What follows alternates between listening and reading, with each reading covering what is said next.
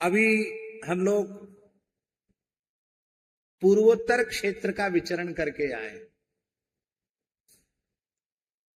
पूर्वोत्तर के कई प्रदेश हैं। उन प्रदेशों में इस बार 3 प्रदेशों में भ्रमण हुआ। असम प्रदेश, त्रिपुरा और अरुणाचल। पूज्य स्वामी शुद्धानंद जी महाराज हमारे साथी थे और भी संत महापुरुष थे। हम लोग 14-15 लोग थे।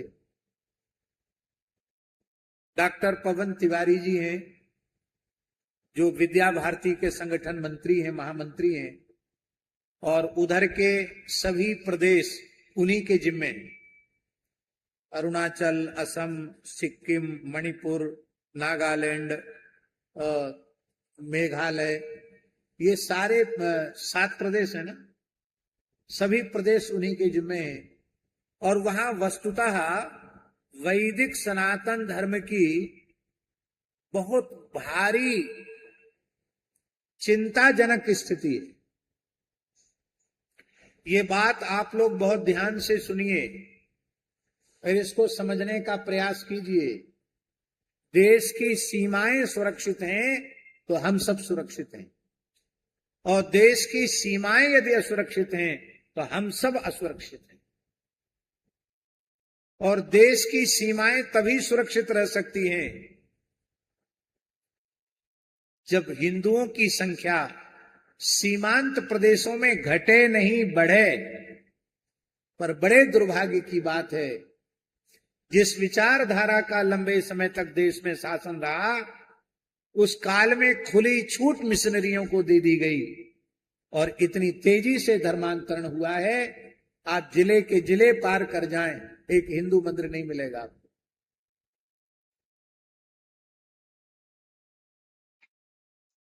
और ये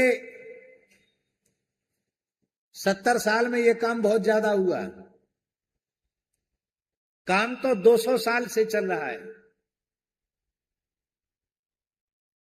और धन्य है राष्ट्रीय स्वयंसेवक संघ के उन समर्पित राष्ट्रभक्त स्वयंसेवकों को, जो इतनी प्रतिकूल परिस्थितियों में वहां धर्म जागरण के कार्य में हिंदुओं की चेतना को बचाने के काम में लगे हुए हैं, इतनी विकट परिस्थितियों में। और उन सबका कहना है कि साधु संतों ने, धर्माचार्यों ने, धर्मोपदेशकों ने इन क्षेत्रों में आना बंद कर दिया। उसी का दुष्परिणाम ये हुआ।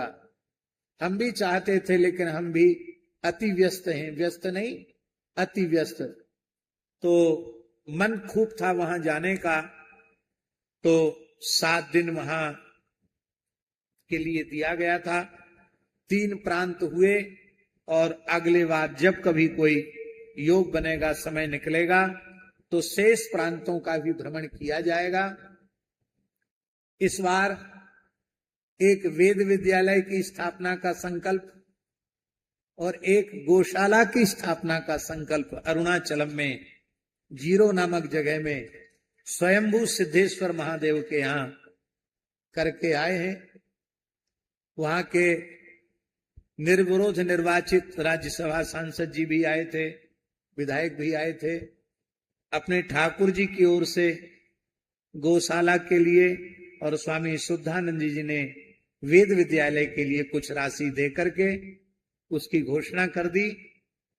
हमारा भारतवर्ष के सभी पूज्य संतों से, धर्माचार्यों से, सभी परंपराओं के महापुरुषों से हमारा आग्रह है, और हिंदू आस्तिक जनता से भी आग्रह है कि आपके भाई लोग वहां रह रहे हैं, उनमें संस्कार जगें। इसके लिए आप लोगों को वहां जाना चाहिए। महाराज, ऐसी विचित्र स्थिति है, आप कोसों चले जाएं, आप यदि शाकाहारी हैं तो आपको भोजन उपलब्ध नहीं है। जहां कोई एकाध शाकाहारी है, वहां भी मांसाहार उसी के साथ बनता है। ये स्थिति क्यों आई? क्योंकि हिंदू खत्म हो गया। धन्य है उस जनजाति के क्षेत्र के लोगों को जिन्होंने इतना धर्मांतरित होने के बाद भी अपनी वेशभूषा और अपनी प्राचीन मान्यताओं को किसी भी अंश में जीवित रखा है। हम जहां जहां गए उन्होंने अपने परिधान में ही स्वागत किया, अपने हाथ से बिने हुए वस्त्र सम्मान के रूप में पटका अर्पित करके आदर किया। तो बहुत अच्छे संस्कार हैं, बड़े भोले बड़े अच्छे लोग वहां हैं। तो मेरी बारंबार प्रार्थना है कि उस क्षेत्र में भी लोग जाएं। और एक आज प्रेमी ने, हमारे सूर्यकांत जी जालान जो हमारे साथी गए थे, वहां सारी व्यवस्था देख रहे थे, पवन जी थे और हमारे सुशील बाहेती जी, दिल्ली वाले जालान जी, सब लोग थे, सब प्रेमी लोग थे। तो एक विचार ऐसा बना है आज ही ओरछा की धरती पर कि जहां जहां जिन गांवों में, जिन क्षेत्रों में हिंदू मंदिर नहीं है, वहां कहीं हनुमान जी का मंदिर, कहीं शिव जी का मंदिर, कहीं भगवती दुर्गा का मंदिर हम लोग स्थापित करेंगे गांव गांव में जाकर के। और वहां बहुत कम लागत में ही मंदिर बन जाएंगे। हम समझते हैं कि कम से कम 5 से 7 लाख रुपए में एक छोटा मंदिर बन जाएगा। तो यहां आप लोग मठ मंदिर बना रहे हैं, हमारा ऐसा विचार है वहां आप बनाएंगे तो आपको उसका 1000 गुना पुण्य मिलेगा, क्योंकि वहां आवश्यकता है।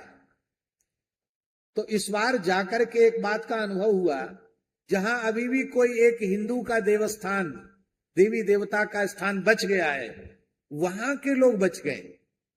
इसका मतलब क्या है?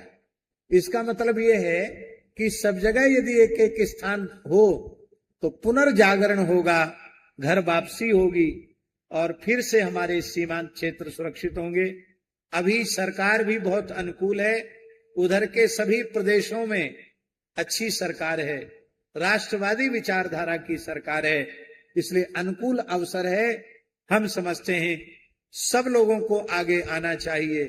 आज के समय में पटेरिया जी 5-7 लाख रुपए खर्च करने में किसी को ज्यादा परेशानी नहीं होनी चाहिए। तो हम चाहते हैं कि ऐसे लोग आगे आवें, अपना नाम लिखावें, जिसमें हम लोग वहां छोटे छोटे मंदिर बना करके और वैदिक हिंदू सनातन धर्म के पुनर्स्थापन के इस पवित्र कार्य में हम लोग लगे। हमारे अनूप मिश्रा जी ने अपना हाथ खड़ा किया है, संत जी ओंकार दास जी ने भी कहा है, तो आपने भी, हर्ष जी भी कह रहे हैं बहुत, पर उनके साथ भैया क्या नाम है, नर्मदा जी भी कह रहे हैं। तो अच्छी बात है, और भी लोगों को हम लोग तैयार करेंगे और ये काम अपने को करना है।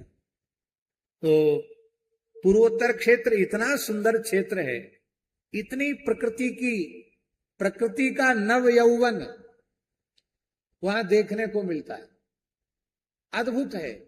हम आपको क्या, अरुणाचल में तो गए तो ऐसा लगा कि क्या कहना, हमको लगा कि क्या वस्तुतः हम कैलाश में आ गए, क्या शिव पार्वती के क्षेत्र में आ गए क्या, ऐसा अद्भुत लगा वहां। तो बहुत प्रसन्नता हुई उस यात्रा का। निश्चित ही भगवत कृपा से अच्छा परिणाम आया है और इसका और अच्छा परिणाम आएगा। आगे भी हमारा विचार है कि जब भी भगवान अनुकूल समय निकालेंगे तो शेष प्रदेशों का भ्रमण हम तो करेंगे ही, साधु संतों से, महात्माओं से भी आग्रह है कि वहां की यात्राएं बनावें, वहां धीरे धीरे संतों का आवागमन बढ़ना चाहिए। श्री सीताराम प्रतिदिन सत्संग एवं दर्शन के लिए श्री महाराज जी के ऑफिशियल चैनल को जरूर सब्सक्राइब करें।